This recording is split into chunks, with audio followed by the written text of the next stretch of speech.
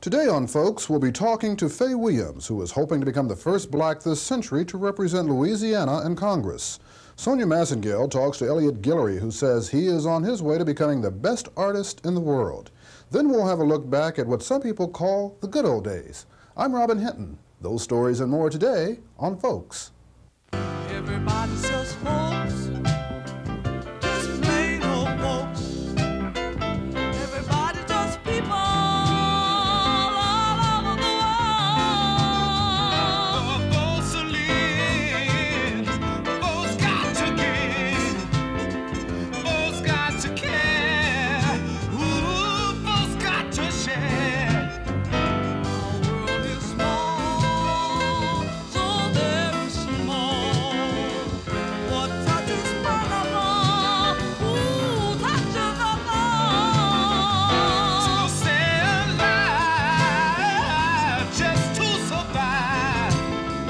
Folks got to be in harmony. Everybody just folks. Just plain old folks. Just plain old folks. Everybody just folks. Everybody just folks. Just plain old folks. Just plain old folks. Everybody just folks.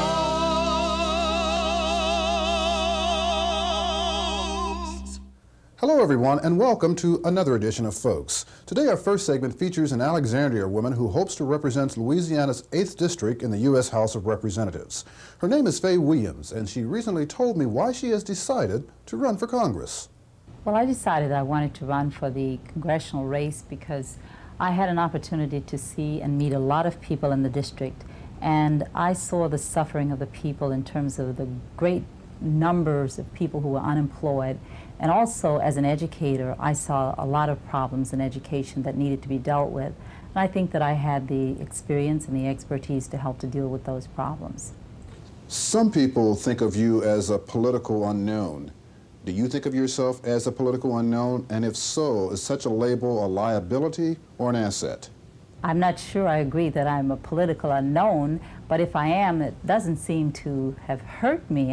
As I have an opportunity to talk with people, I'm able to influence them. And after all, I announced my candidacy in November, and that's what campaigns are for us to get to be known. I think if you'd ask about any one of the other candidates in the race, you'd probably find the same thing to be true, depending on which area of the district you ask about that person in. So that doesn't bother me. In announcing your candidacy for Congress, you said that you see jobs as the most important issue locally affecting the 8th Congressional District. What are you telling the voters to convince them that you are the best candidate to address this issue? I talk first of all about the experience I've had in Washington and working with various congresspersons. And because I've had this experience, I would not be starting out as a beginner. I would have the opportunity to take advantage of the friendships, the working relationships I've already formed with people in Washington in order to get some things accomplished and to get the votes I need to bring jobs and bring more money into my district. The same thing with agriculture? That's true. When I made my announcement, I volunteered to go on the Agriculture Committee and the Education and Labor Committee. And the reason I selected those committees is because I believe that you have a better opportunity with those committees to bring money directly into the district as opposed to some of the other committees that may be glamorous and all, but wouldn't really help the people get jobs in my district. Eliminating the huge budget deficits is another big issue. Do you think Congress is on track with Gramm-Rudman? I think not. I believe in a balanced budget, obviously, but I don't think Gramm-Rudman is the way to go. I think what we have to do is rearrange our priorities. As you know, we're one of the richest countries in the world, and I don't think it's a matter of our not having the resources. It's just a matter of deciding what is more important for us to spend our resources on. And I think that's our big problem. Where would you like to see us address our attention as far as spending? In terms of where the money should go? Yes. To bring jobs to the people. I think, and that's not just a problem in Louisiana, it's a problem all over. I think we have to deal with all kinds of public service type jobs. There are many, many things that the people could do in order to earn money. We have the money. We just need to decide where, where we're going to place our priorities, how we're going to put people to work. And of course in Louisiana we need to make our climate such that we can attract new industry into the state also. Now, you are running in a district that, according to your campaign literature, is 58% white, 38% black. Louisiana has not had a black elected official in Washington since Reconstruction. What makes you think the time is ripe? I think the time is right precisely for the reason you name, is that Louisiana has never had black representation.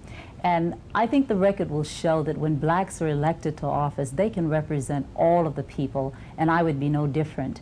If you look at the members of the Congressional Black Caucus, for instance, about 1/3 of them come from districts that are not predominantly black, and yet they run and they represent the people well, and they continue to be reelected. And I think Louisiana is ready for that too. As I talk with, particularly with working white women and with many other white people, they're very happy to see me in the race, because I think they want to remove that from their state of never having had black representation before. And I would obviously think that I could get a good vote among black people, but I'm not running a black campaign, because I believe the issues I'm talking about are of concern to all of the people in my district. Will race play a factor? I don't believe so, and if it is, then I don't think it will be a disadvantage to me. Obviously, there are some things that I will have to do because I am black that other candidates may not have to do. I don't have the political machinery that other candidates may have. I don't have all of the money that other candidates may have access to, but I don't really see those things as being because of my race. It's simply because I have not run for public office before. I've run for various offices and I've served in various leadership capacities, but have not had the opportunity to raise money for a campaign prior to this. But we're coming along very well. I think we're right on target where we expected to be in raising monies now and getting our operation together. We have a headquarters, as you know, that's been open since January, and we're about to open a second one in Opelousas, and we have a small operation in Baton Rouge also. So I think we're coming along very well to have been in the campaign such a little time. We talked briefly about the name recognition earlier. A recent poll, I suppose, commissioned by Clyde Holloway or the Republican Party or something, yes, showed you running second to them. How did that make you feel, compared with the candidates who are more better known? Well, I think what that poll says, and you know, polls can say just about anything that you want. When I run my poll, I think I'll be in first place. But I was encouraged by that poll for the simple reason that I was not necessarily the choice of the party. I was not necessarily the choice of labor, even though I have a lot of labor support at this point. But I was able to do this without putting signs up. I've simply been able to talk with a lot of people, and I think people believe that I have the better expertise, and they believe I have a better opportunity from my experience and my achievements all over to help resolve the problems. And it just simply says to me that you don't have to have a lot of name recognition, but people do have to believe in what you're saying, and I think that's an advantage I had in that poll. You have received endorsements from Reverend Jemison, President of the National Baptist Convention, the Alexandria News Weekly. How important are endorsements to your campaign? I think endorsements are important in that they make campaigning easier for you. But because of the kind of campaign I'm running, it's more important for me to get to the people and to talk with them individually. It's always easier if you've got someone out there campaigning for you. But I think when I have an opportunity to talk with the people, they then get to know me much better. And I want the people to know me before they elect me and not find out later what I'm about. I want them to know who they're electing. One last question. What makes you feel that you are the best candidate for this job? Well, that's an easy question because I get asked that one most often. Let's just say one of the other candidates in the race has been a congressional aide. I too have been a congressional aide and have served as congressional counsel to the D.C. Committee on Judiciary and Education. One of the other candidates in the race is a business person. I too am a business person, and one of the persons in the race is a labor ally. I've spent all of my life working for working men and women, so I consider myself a labor specialist and a labor ally. And the fourth person in the race is a lawyer. I too am a lawyer. So you see, individually, I am what they are collectively. And then there are other things. I've been a teacher, I've been an administrator, I've had experience not only in Louisiana, but I've had experience all over the world that would serve me well in resolving the people's problems in this state. Faye Williams, hoping to represent Louisiana's 8th Congressional District in Washington. Okay, time now for a question from the Folks Almanac, which also centers around a bid for Congress. Who was the first black this century to run for Congress in Caddo Parish? We'll have the answer later in the program. Our next story features an artist, a serious artist whose paintings and sculptures can be found in galleries and homes throughout Louisiana. His name is Elliot Guillory, and as Sonya Masingale reports, he is well on his way to becoming the best artist in the world.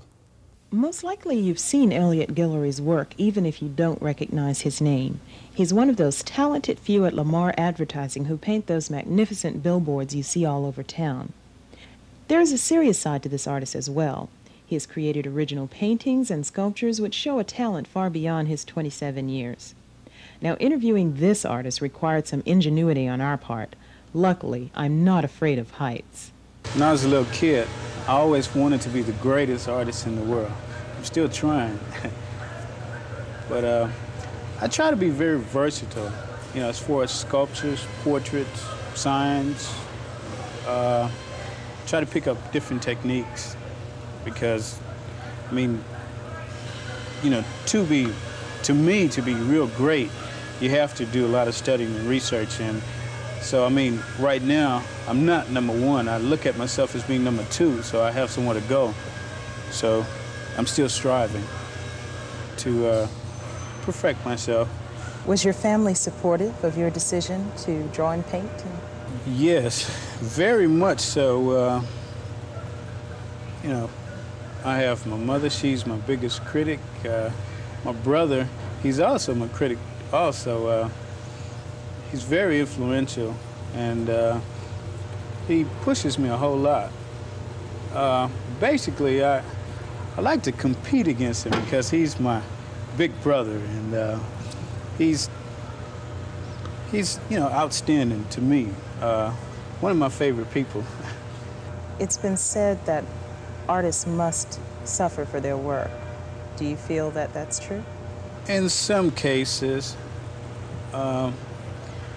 Usually, a lot of times we have a tendency to give away certain things just to get a reputation or sort of, in other words, do a better job than what the money pays for.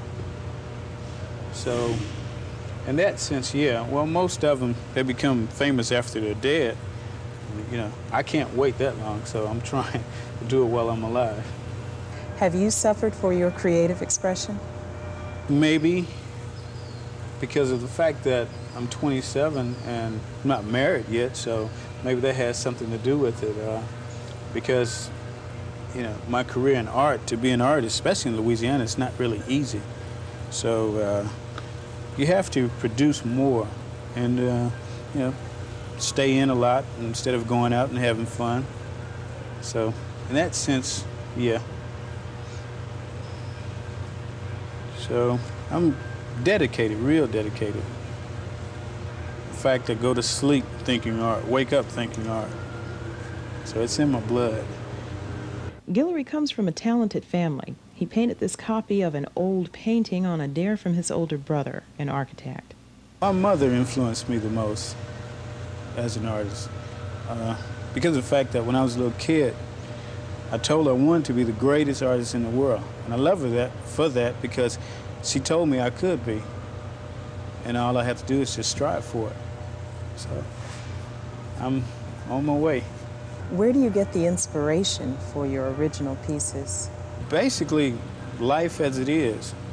I like people in general. I do a lot of portraits because people like to be remembered, and I like to do them to where they would like to be remembered. Research and just being sensitive towards life in general.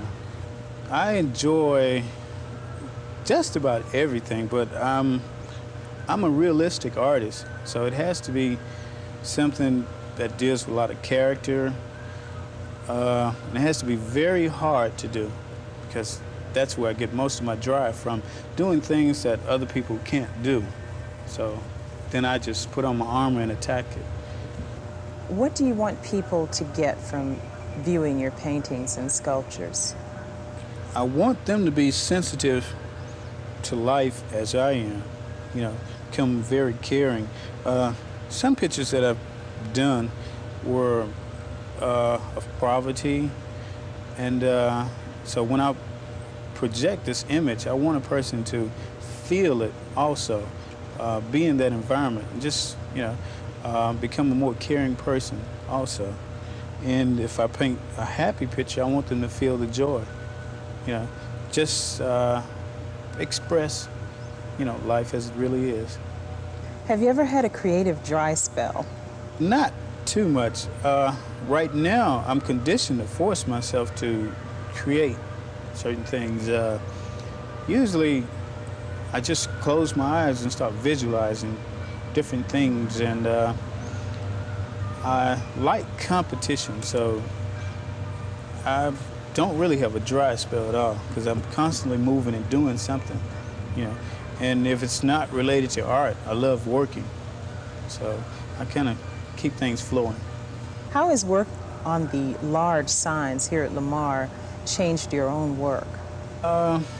It made me a better painter altogether, because it's at a fast pace and we have deadlines on it, and we have to be as accurate as possible.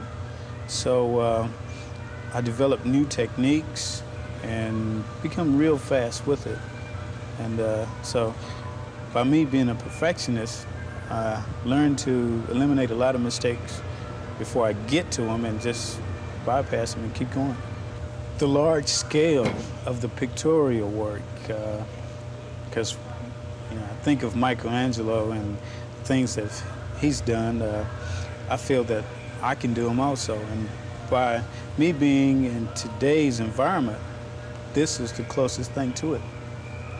So to me, it's complicated, and just to get here and to do it, it's a thrill for me. I paint for God and myself and the rest of the world, because I feel that this is my purpose, and I just have to use my talent in some type of way. So that's why I work as hard as I do.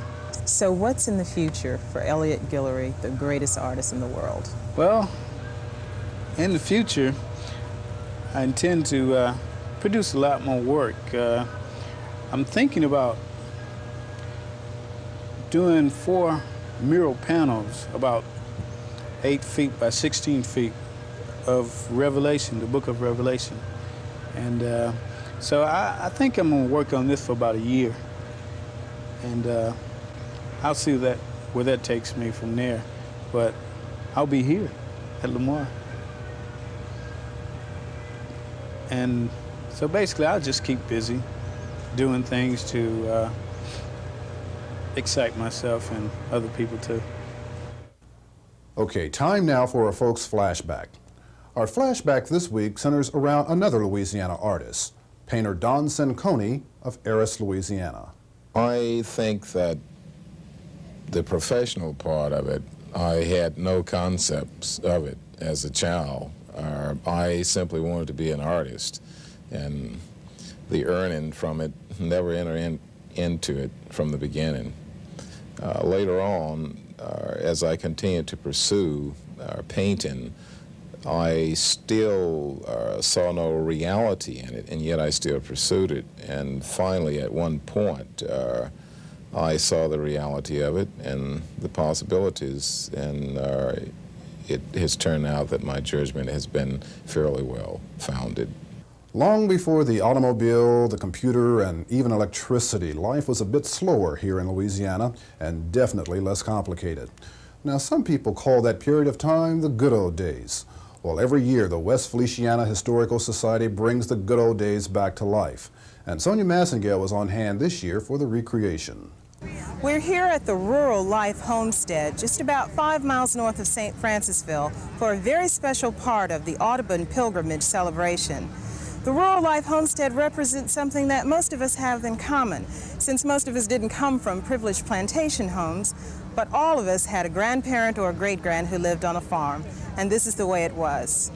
For the people who have worked with this special part of the Audubon pilgrimage, one of the joys they have is wearing these lovely costumes. For 2 years in a row, they've won an award from the Association of State and Local History for these painstaking copies of 1820s dress. Country music naturally is a part of rural life, and the happy sound is capable of reaching out to everyone. A great way to underscore an occasion which celebrates the very way of life that created this music.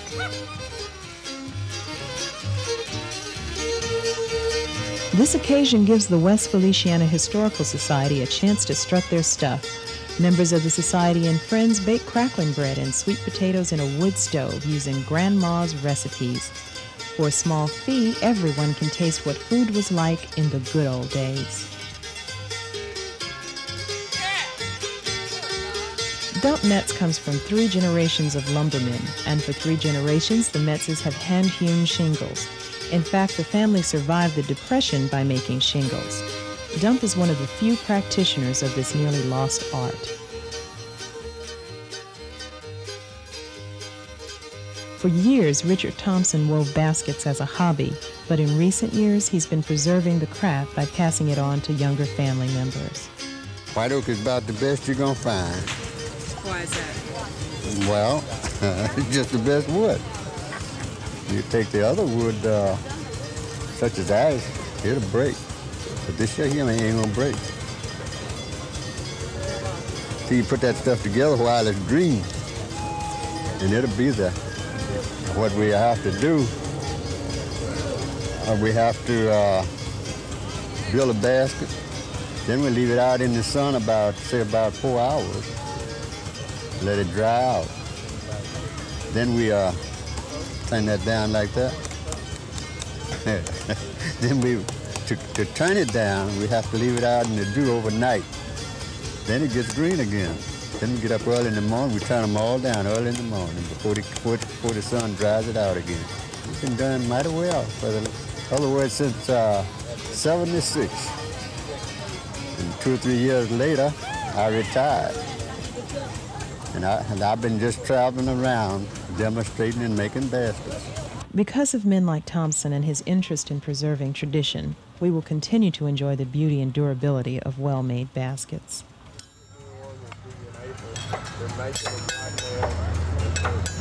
Oliver McNabb, who calls himself Preacher the Cowboy, claims to have been blacksmithing for over 50 years. He has stories to tell that could go on for hours, but the best story is seen as he demonstrates his mastery of a centuries-old craft. We're gonna try to get this shoe on this gentleman. Pick up your ball up.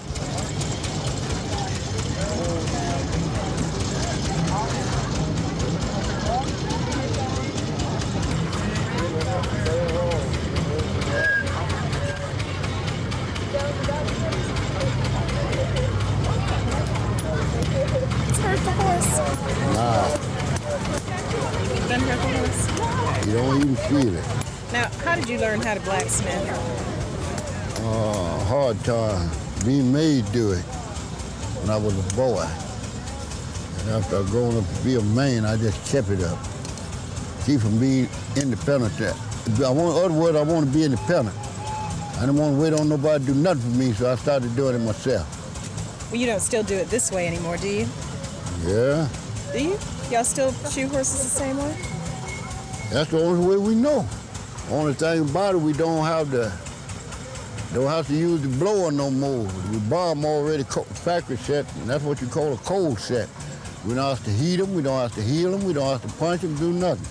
Wrap your horse foot, set your shoe and nail it on. Although it don't last as long as the old-timer shoe did. Who made you learn blacksmithing? My daddy, dead and gone. He was a blacksmith. No, he wasn't. I got uncles and cousins was. My mama's relatives, they knew daddy wasn't, but he made me do it, learn from them, if you know what I mean. In the days being recreated here, cornmeal wasn't one of the items that could be picked up at the local convenience store. If you wanted it, you'd have to mill it yourself. Cracklins are a southern delicacy that have been immortalized in song and story. Visitors to the homestead were able to get a taste of old Louisiana as E.I. Daniel cooked up some cracklins. Part of a rural woman's life in the 1800s was providing clothes for her family. At that time, yard goods were considered extravagant by country folk. This meant mastering the womanly arts of spinning and weaving your own cloth. Evelyn Wilcox learned her craft specifically for this recreation, but has since joined the Baton Rouge Weavers Guild. She made spinning look so effortless that several of us decided to try our hands at it, but it's not as easy as it looks. Finally, before there was store-bought soap around, there was lye, made from water dripped through oak ashes and filtered through corn shucks in a special sieve. This could be used as is to scrub floors or mixed with lard as it is here to make the original beauty bar. And of course, no rural life homestead would be complete without. Thanks to the West Feliciana Historical Society, we are able to experience once a year life the way it was in rural Louisiana. Some very fascinating costumes. Okay, time now to answer today's question from the Folks Almanac. Who was the first black this century to run for Congress in Caddo Parish? Well, the answer is businessman Leon Tarver, who made his unsuccessful bid back in 1976. Well, that's our program for this week. Thanks for watching. Throughout April, folks, we'll be visiting Louisiana's black colleges, and our first trip next week takes us to Dillard University in New Orleans. Be sure to check it out. Until then, make it a good week. Bye-bye.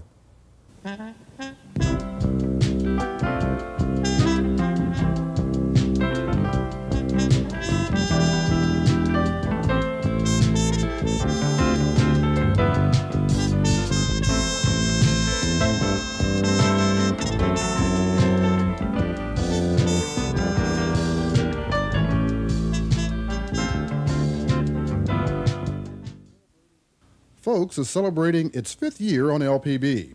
And to celebrate the occasion, we have had designed a 5-year commemorative poster. Now, if you are interested in having one, write us and let us know. Send your inquiry to Folks in care of Louisiana Public Broadcasting, 7860 Anselmo Lane, Baton Rouge, Louisiana, 70810. We'll be sure to get one off to you right away.